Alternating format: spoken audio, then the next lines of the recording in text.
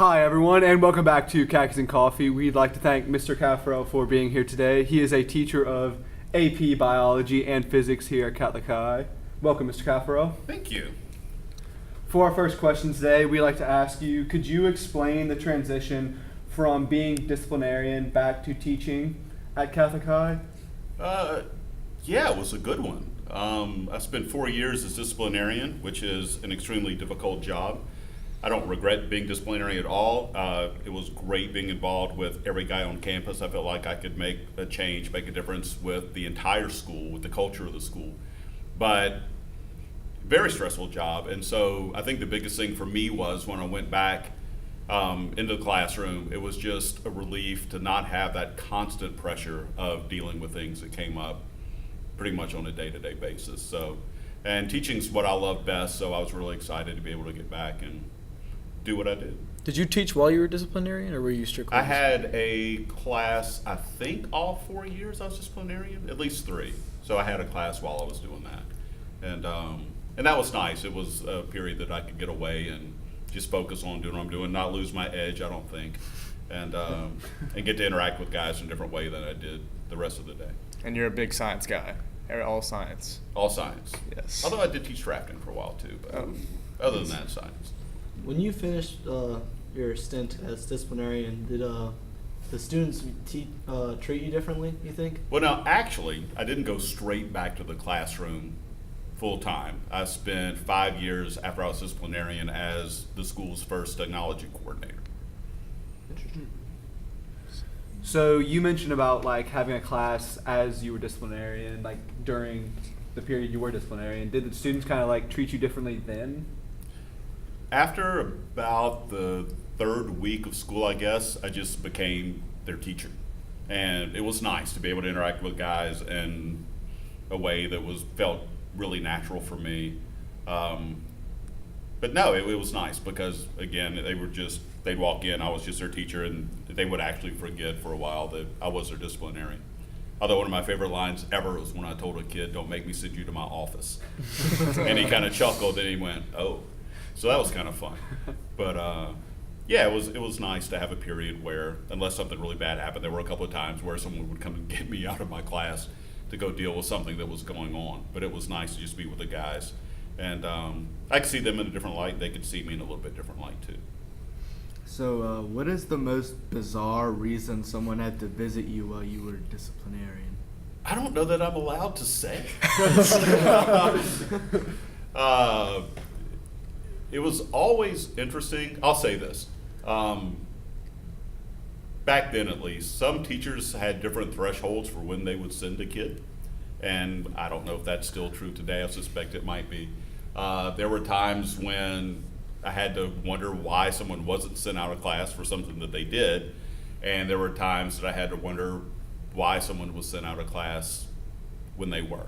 So it varied from, one thing I learned, and this was true for all 4 years I was disciplinarian, you never say never, and you never ever think that you've seen it all. Because as soon as you start thinking that, someone or something is going to prove you wrong. Going off of that, what was the hardest part about being the disciplinarian? Oh gosh, the worst part was making the phone call when we were asking parents to withdraw their kid from school. That was awful. And I guess maybe a little known fact, the disciplinarian doesn't decide who stays and goes. It's actually the principal. I was, of course, very heavily involved in the process, but I was the one who had to make that phone call. And it was beyond brutal to have to do that because parents are already so upset. Usually the guy's really upset, and there's no easy way to do that. And I would work on it. I'd run it through my head. It was the worst feeling. And as a parent, wondering what was it like on the other end. And sometimes, I mean, usually it was for something, well, always it was something that was really bad. And I would try to prepare parents for that. And I think kind of my classic line was, look, I don't have a crystal ball. I'm not the one making the decision, but it's not looking good. But we'll get back to you when Dr. Brando was our principal at the time. When Dr. Brando's made a decision, I'll call and let you know. But it was still never, ever easy. So that was by far the worst thing. Because you'd have to think, what could we as a school have done differently? What could I have done differently to have kept that kid here? And so I usually kind of felt like a little bit of a failure when we lost a guy, because you had to go back and think, what could we have done differently so that we didn't have to lose anyone? Right. It's important to lose people when it's justified, because you've got to maintain the culture of the school. And I truly believe, and I think this is part of what kept me sane while I was disciplinarian, you've got to think that in the end, maybe that's the very best thing for that kid, is to understand that actions have consequences. And sometimes the consequences can be really bad. Having to leave a school is not the worst thing in the world that can happen to you, but it's pretty far up there. And if it takes that for you to change a path that you're starting to go down, then maybe it's for the better. And I felt like hopefully that was the case every time that happened. But it was always horribly difficult to be the one calling the parents and let them know that their kid can't come back to school. So moving away from the past and kind of more towards what you do now in the science classroom, what's like your favorite, I guess, project or lab or experiment that you do in your classroom?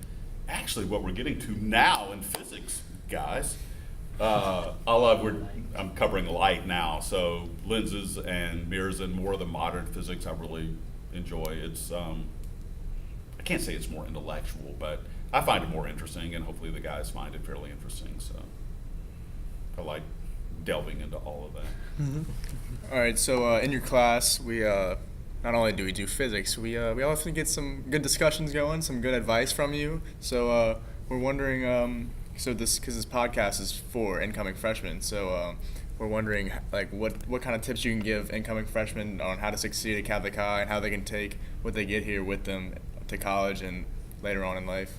I think the best advice I could give anyone, and it's whether it's a teacher or an incoming bear, find something early on that you enjoy. Look at the list of clubs, look at the list of sports, look at the list of everything we offer, and get involved. It saddens me that we have guys who come to school and then they leave at 2:47 because they're missing out on so much. We say it because it's true with our alums. It's more than four, and that is so true. I've got two sons who graduated from Catholic High, and the friends that they made while they're here, they're lifetime friends. I don't know that they would have just made those friends being in class. They made those friends. Both of my sons were in band. One played soccer, one was involved in a number of clubs. So they were active, and that made the difference to them. And also, and this may sound crazy, but you're new, there are kids from all kind of different schools. First week of school, raise your hand and participate.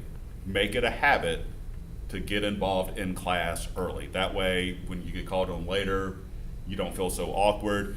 Get that knocked out in the first week, and be active in class. Be active after class. Be active in extracurriculars. Study with other guys. Go to the dances. Go to the football games. Go hear the band play. Whatever it is you can do, get involved, and it's going to make your time here a lot more enjoyable. All right, so thank you so much, Mr. Caffarel, Thank for you all. joining us today. And thanks to the listeners for listening to Khakis and Coffee. We'll be back next time. Down.